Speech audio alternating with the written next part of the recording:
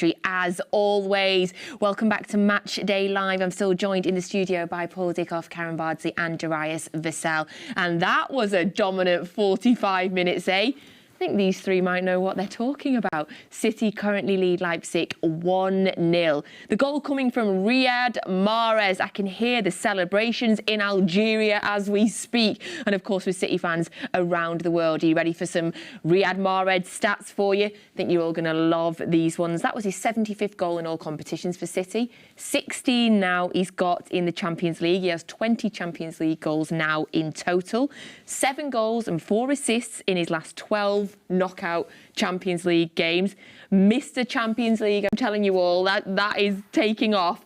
He's also, since the World Cup, he's been involved in 12 goals in 13 games. 8 goals and 4 assists. So a brilliant start in that 45 minutes for Manchester City.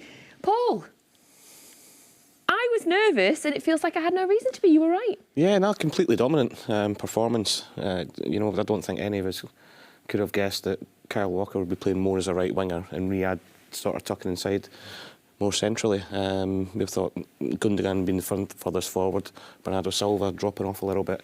But that's why we're sitting here and Pep's on the touchline over there because he knows what he's talking about. But no, look, great performance, great goal. We spoke about Riyad and Jack before the game. Combined with a little dummy from Gundogan for a great goal. And yeah, very, very comfortable. Would have just liked to have had that second goal because we've been that dominant. The second goal just settles us down a little bit. But as good as we have been, I've been really disappointed in Leipzig.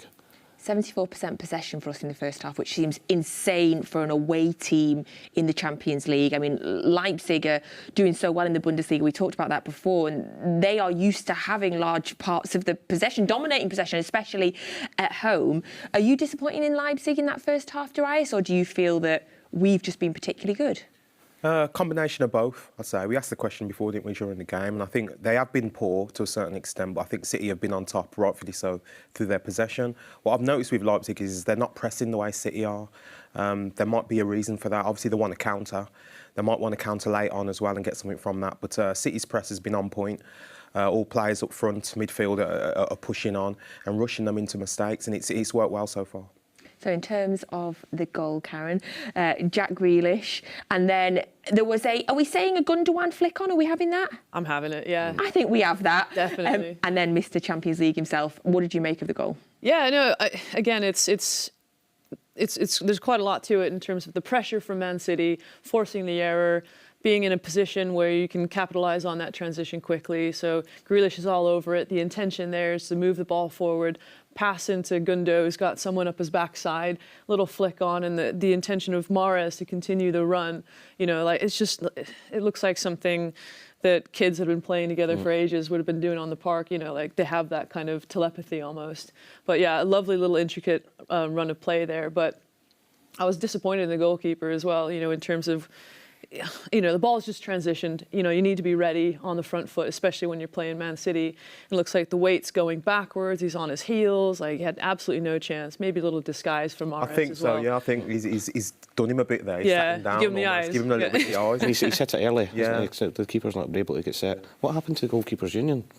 I'm throwing him under the bus tonight. No friends here when you're playing Man City. We like your honesty as well. Absolutely. We appreciate that. In terms of the City winning the ball back there and the pressure that we were playing, how important was that involved in the goal? And also, Paul, is that more what we were expecting or hoping Leipzig? Is that what Leipzig are trying to do? Suck up the pressure and then hope that we make a mistake? Did we effectively play them at their own game? Yeah, we did, because you know they're sitting back. There's no real intent for them to play any sort of possession football, but they've contributed to their own downfall, because whenever they have won it back, they just gave it straight back to Man City. Sloppy. Yeah, really sloppy. All over the pitch as well. You know, whether it's the defenders, the midfielders, they've just been giving it away, which is playing into Man City's hands. But we all know Pep's team like to press, and you know the press work for the goal. It's as if they're just setting little traps in and around whenever they've got the ball. And after they play that first one, that's when everybody goes, and that's what happened with the goal. It's a great finish as well. You'd like to be set up for that, though. Yeah, I just wonder. Well, it was his left foot, so that was my standing foot when I played, so there'd be no chance of that. But you know, I just wonder Riyad being in field a little bit more, whether that contributed to it as well, because we're not used to seeing Riyad on the touchline one side, Jack on the other. The fact that he was already in that central area maybe can help contribute to the goal.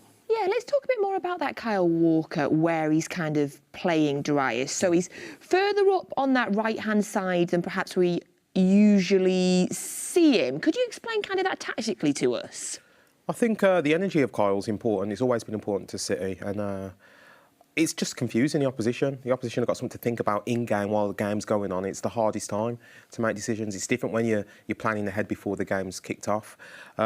Saying that, though, whilst Kyle has got some success in getting in behind in the final third, I've been a little bit disappointed with his end product. I think he's had times to be a bit more composed, pick people out, and OK, we've won corners and things like that, but I think that was the opportunity to possibly get the second goal or third even.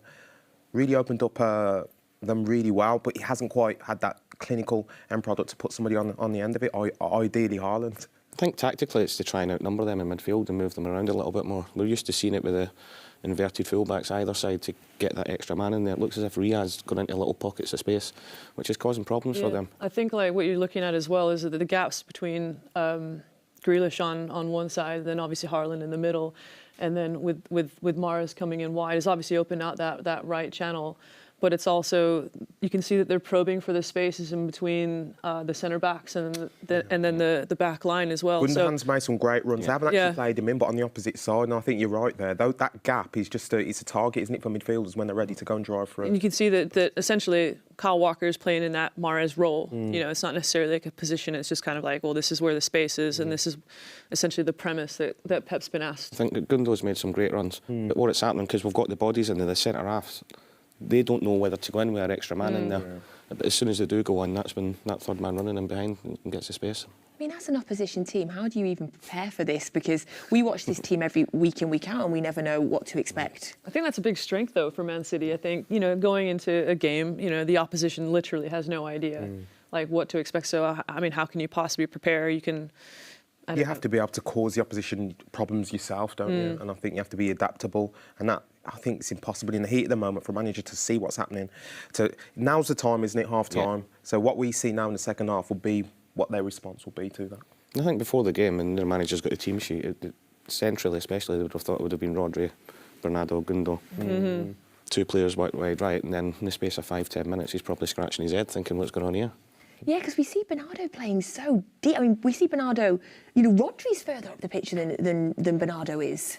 He is at times, but then in the space of a few seconds, Bernardo's the one that's forward his energy levels. About the fluidity of Man City, let alone the midfield, is that there's interchanging positions everywhere. I mean, at one point we saw, you know, like Bernardo was on the left and then he was on the right and then he's kind of in that holding position and they're playing with a double pivot. Oh no, they're not. You know, someone's inverted, someone's, you know. So it's fantastic because it's like, again, it is so unpredictable, but it's allowing the players to have that autonomy to kind of figure out where they see the space and getting the half chances and the half pockets. You know, they're on different lines, so it's constant. It's constantly asking questions of the opposition.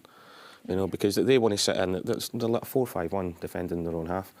So the players interchanging the way they do, they're constantly moving defenders around and around and around. And people look at it and say that it's just possession football. They're not. They're waiting for that moment that somebody has a lapse of concentration or somebody goes into a position that they don't do, and that's when they kill it. It doesn't seem fair as well to just, you know, to just call it in, like, you know, the possession, because it feels like almost to me, Karen, that we're watching a masterclass in passing and moving, and especially when you consider it's away from home in the Champions League to a really good team. I think it's important to try and almost ask yourself, like, why are they doing this? What is the purpose of what it is that they're trying to do? Because I think, we're getting a bit frustrated maybe that they've not had more of an end product, that, you know, they're not capitalizing on the chances they're creating, especially with the dominance that we've seen. But at the same time, you know, you see like Jack going wide, he's going on 1v1, but he's not going out full out pace, is he? So he's kind of waiting for the team to come support, drag everyone across, and then go back out the other way, get Kyle Walker or Mahrez on it, and then kind of just continue to do that, and then just wait until the gaps appear. See, there's a purpose, there's a deliberate purpose to what they're trying to do.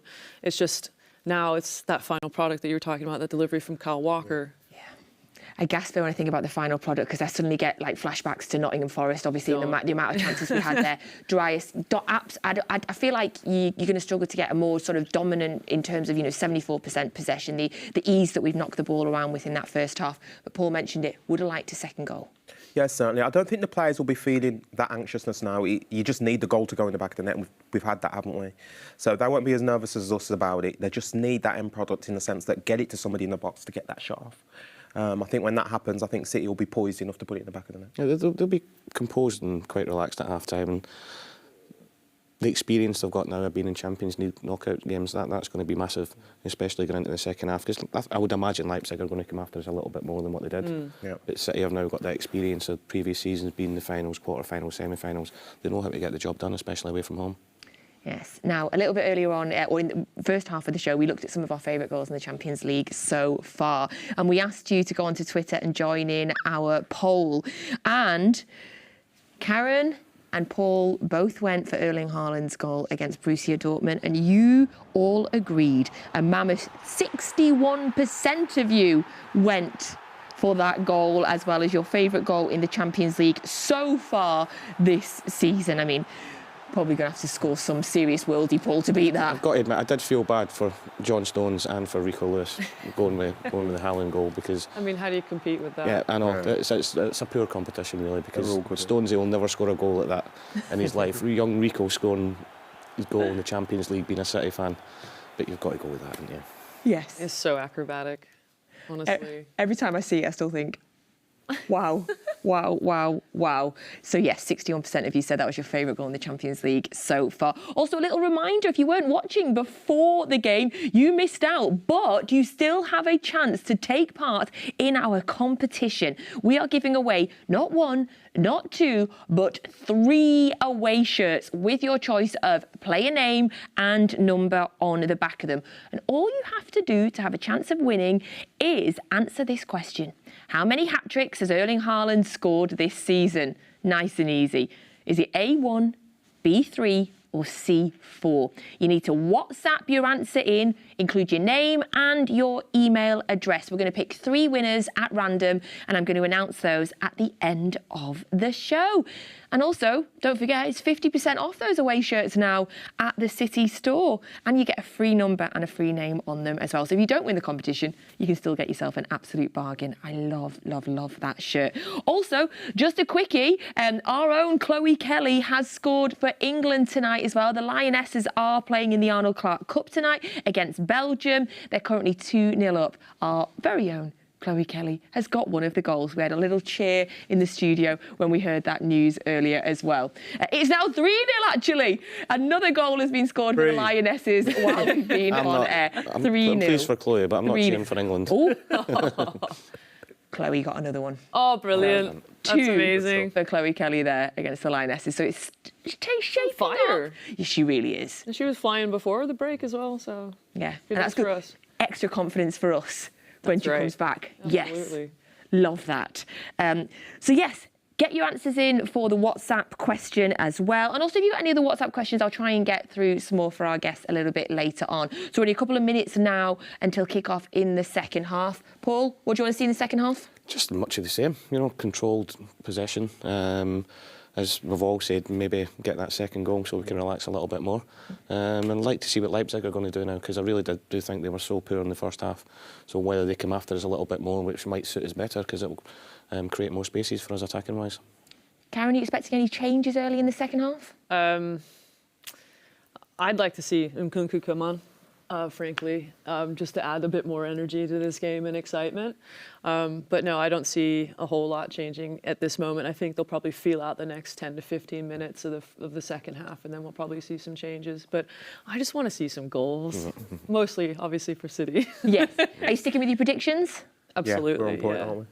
Yeah. 2-1, 3-1. 2-1. 2-1. 2-1. 2-1, and yours was 3-1. Are you feeling the most confident? Come on, City, yeah. Come on, City. Thank you, Paul, Karen, Darius. Thank you so much. It's so enjoyable. I love hearing you all talk about football. Thank you so much. Thank you for watching Match Day Live again. We'll be back at full time, where hopefully we will continuing to be talking about a dominant performance by Manchester City in the first leg of our last 16 in the Champions League. Get your second half commentary now. You know what I'm going to say with the wonderful Alistair Mann. We'll see you at full time.